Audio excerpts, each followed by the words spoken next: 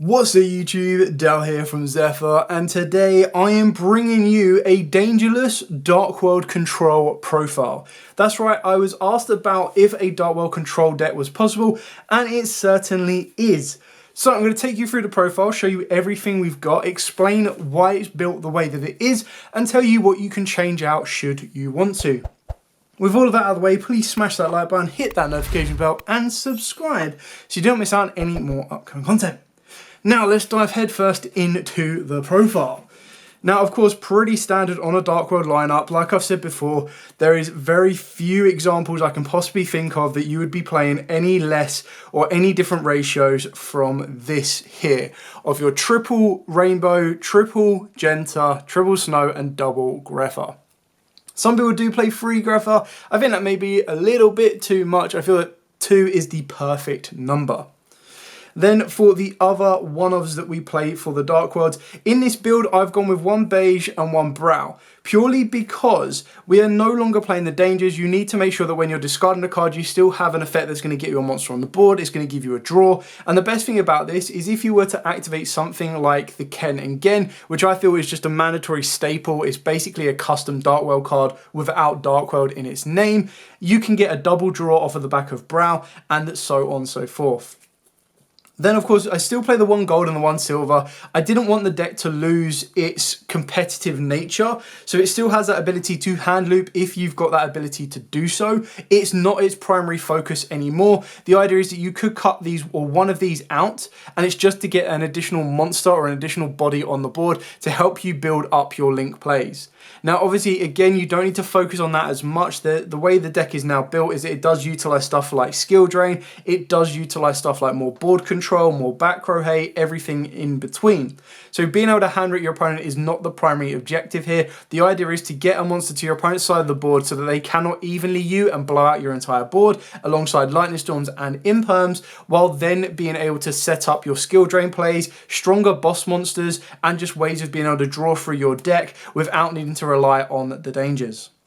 Which is why we're also playing the Ceruli, and I still really do like the Salamander Catalyzer. Again, the pure fact that it can become any level on the board, and for example, a combo of Salamander plus the beige gives you an instant rank for access, which can get you into a Baguska should you really want to control the game state and slow it all the way down for an OTK push the next turn, or for a Daguerres to give you the draws or that extra attack boost that you might need.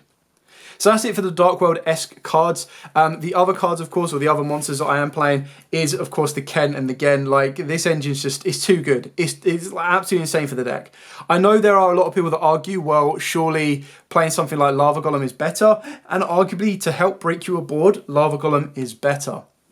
But the pure fact that you're able to give your opponent a monster, you're able to use that monster's effect as if it is your opponent's to trigger stuff like Frost and Talents to draw you cards is unbelievably powerful.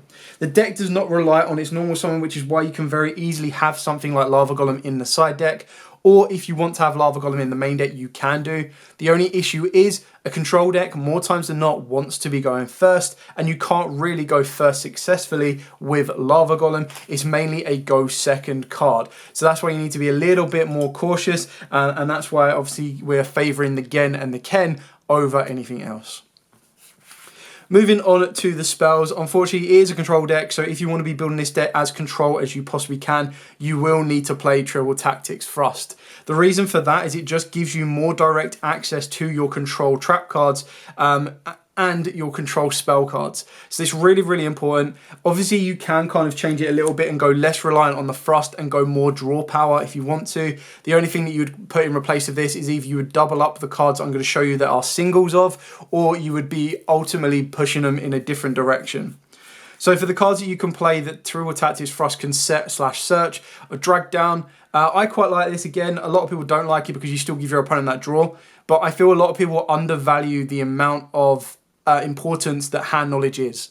If I'm able to see my entire opponent's hand and all I know is bar 1 card, exactly what they can do to help me build or play against my board that I'm going to end on, it's so invaluable. It means that I no longer need to play around certain hand traps, I no longer need to worry about massive board breakers unless they got the luck of the draw and they top decked it.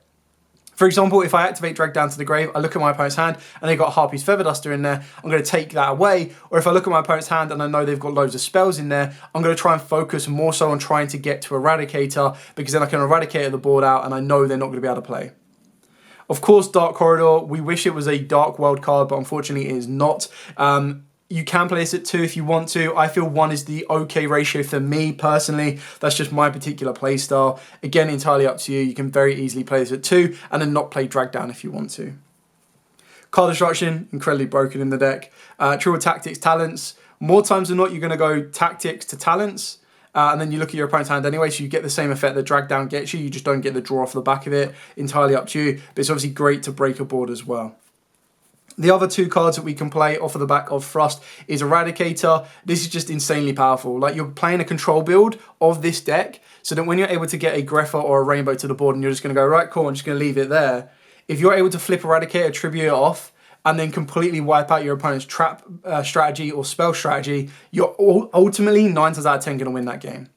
As a fallback, we are also playing evenly matched. Should we Triple Tactics Frost our opponent going second, we still have that ability to get to evenly matched and then help us break a board. You don't have to play that, but I wanted to balance the ability to break boards as well as setting up boards, because one of the biggest weaknesses of a control deck is that if it has to go first, then it 9 times out of 10 will lose as soon as it loses the dice roll. So you need to be able to play a balance of a deck, especially when you're not playing dangers, to help you battle through a lot of gas in order to help you break boards. And another card that I'm using to help me break boards, because it can also be used going first and second, is Super Poly. Now again, a lot of people might not like this, but the idea is that Super Poly can also help you get into Greffa, Dragon, Overlord of the Dark World during the battle phase, but it also gives you that ability to help you break your opponent's board during standby. Now the targets I'm going to show you in the extra deck are pretty just generic targets for Super Poly, but if your opponent is a little bit more susceptible to like the Gearfried Fusion monster, which is obviously for 2 warrior monsters, or if they're more susceptible to more direct and specific targets, then of course you would adapt it and change it as you see fit. And then the final card that isn't a Dark World card, and then I'll talk you through the Dark World cards we are playing, is Triple Skill Drain. Like, you can play your build as just OTK or boss monster power. Like, your main deck boss monster already is Greffa at 27 and then Rainbow at 3k. And then when you bring the field spell into play, they all get boosted up even more. So being able to utilize a card like this is absolutely invaluable. So that's it for all of the non-Dark World cards that you can play in the deck. You can play other stuff, like I think in the past I used Torrential Tribute. I also used some other cards as well. But for the Dark World cards themselves, we are going to be playing 2 gates. I still feel that 3 is too much for me personally. Quite like Salamander, it's dead if you don't have a Fiend, whereas this is dead if you don't have a Fiend in the graveyard. So I don't really want to rely on this. I want to see Genta and then get to this, because that combo is just insanely powerful. But if I open this up with no way, especially without a danger, to get a Fiend into the graveyard, it's just an additional brick. The 1 Archives, followed by the 1 Session, and of course the 1 Puppetry. Now I'm mainly in the Puppetry in this build just because it gives me that ability to trigger my own discard effect. Now what I mean by that is it gives me the ability to do it during my turn or my opponent's turn. I target up to 3 cards in any graveyard or graveyards and banish them, and then discard a Fiend monster. So as long as I can get a card to the graveyard, then I still have the ability to make a play to discard a Fiend monster. So for example, if I opened up 2 gates plus, let's say, Puppetry and a Dark World monster, I then still have the ability, obviously I don't have a Fiend in the graveyard, so I can't use Gate of the Dark World, but I could technically activate the first gate and then replace it with the second gate, put in the gate in the graveyard, activate Puppetry, banish the gate to then discard the Fiend from the hand. Now obviously that's not an ideal scenario, that's not going to unlock your entire board and let you do everything you need to, but what that will do is by discarding that Fiend monster, it puts the Fiend in the graveyard to set you up for your second gate effect. If that Fiend monster was something like a Rainbow, you search out a card, which means you can banish, discard, draw, summon, and continue to play.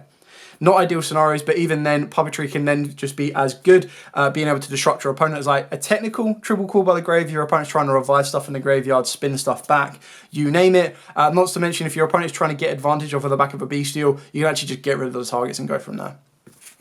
And then the last card is, of course, Dark World Brainwashing. So, I feel that this is probably the best trap card for the deck, and that's what makes this deck so important, which is why you need to draw. You need to make sure you're gaining draw advantage more times than not when you are doing so, and you need to maintain your hand advantage.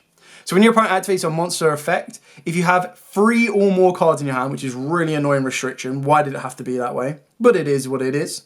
You can target one Dark World monster on the field, return it to the hand, and if you do, the activated effect becomes your opponent randomly discards a card. So the idea of this is, again, you're just producing more ways to get the secondary effects of your Dark Worlds to be able to be triggered. It's searchable off of Snow, which Snow is not a once per turn, which is really, really good. And then the idea is it's your best control card that is Dark World specific. I don't feel that any of the other Dark World cards are that great. You could play the Counter Trap if you wanted to, but they're just like one shots and done. Whereas Brainwashing gives you that ability to trigger your own effects while also being able to be used in multiple turns going forward as well. It's a shame it's not a normal trap card in a sense as well, because it'd be really cool if it was a normal trap card, because then it would be a great target to set off a thrust. But then on the flip side, you kind of want it to be a control so you can use it multiple times. So that's it for the main deck. Obviously, there are flexibilities if you want to. Like I said, the goal of this deck was to be control-orientated. It will be a lot slower than the combo-orientated one. It will have a lot less gas. But the idea is you're trying to balance interruptions during your opponent's turn while also being able to break your opponent's board. The idea of a control deck is to be able to play more during your opponent's turn than during your turn. The idea is to set multiple cards, build up a tiny board, and then start interacting during their turn, rather than go full out combo, leave them with nothing, go full on combo, push for an OTK. Moving on to the extra deck, again, pretty standard on this one, you've got your Greffa. And then some of your best control cards is, of course, IP can lead into a SP Little Knight if you have it. If not, what we're usually more times than not using it in this build is we're going to go into an Underworld Goddess. I feel it's just a really good board-breaking control card. You've then got Cross Sheep, Muckraker, World Seas Atlantis. I still like this combo. Again, personal preference. You can take out the World Seas Atlantis and then take out the Skull Dread, and you can go for stuff like your SP Little Knight if you have access to it. You can also go into stuff like Nightmare Unicorn if you don't, Nightmare Phoenix, Nightmare Griffin, you know it. And then Appaloosa, Baguska, Daguerres, Superstar Typhoon. I just feel that this is insane. Going second, you already want to be playing Skill Drain anyway, and you're telling me that if I go second, I can just make Typhoon on top of any one of my monsters, and then Skill Drain the entire board of 3k or more, and bounce a card. Like, pretty good to me. And then, of course, your Super Poly targets are, of course, your Mud Dragon, your Draxtapelia, and, of course, your Garura. These are just your staple ones. Like I said, if the local environment is different, if the local environment plays a specific type of way, then you can adapt these, take these out, change them to whatever you need to. And like I've already highlighted, World Seed, Dragons Atlantis, and Saruja are personal preferences and adaptability, entirely up to you. The best thing is, as well, is if you leave Cross Sheep on the board, let's say you've got Cross Sheep and IP, if you Super Poly and fuse during your opponent's turn with a, well, let's say Garura, for example, to a zone Cross Sheep points to, it'll bring your monster back so that when IP wants to use his effect, it can go IP plus Garura plus the monster it just brought back and go into Appaloosa, which is really kind of cool because you get a draw and 3 negates off the back of Appaloosa. So, just a random example there for you. That is it for the main deck. That is it for the extra deck. I hope it's given you a couple of ideas of your own build. Like I said, in my opinion, this is not the better way of playing it. This is just a different way to play it. I feel that the request kind of came from a place where they didn't like the way the combo orientated it was. The hand rip does get a little bit brain dead boring once it happens, and no one likes being on the receiving end of a hand rip. But if you're trying to push for a high level competitive nature, hand rip is the way to go with this deck. It's just insanely powerful. But the control deck allows you to be a little bit slower, a little bit more paced out in the entire game, and just control the tempo of it a lot more. Anyway, that is it for the profile. Like I said, any questions at all, by all means, please put in the comments down below. I will be more than happy to answer them for you. But for now, as absolutely always, stay safe and, of course, happy dueling.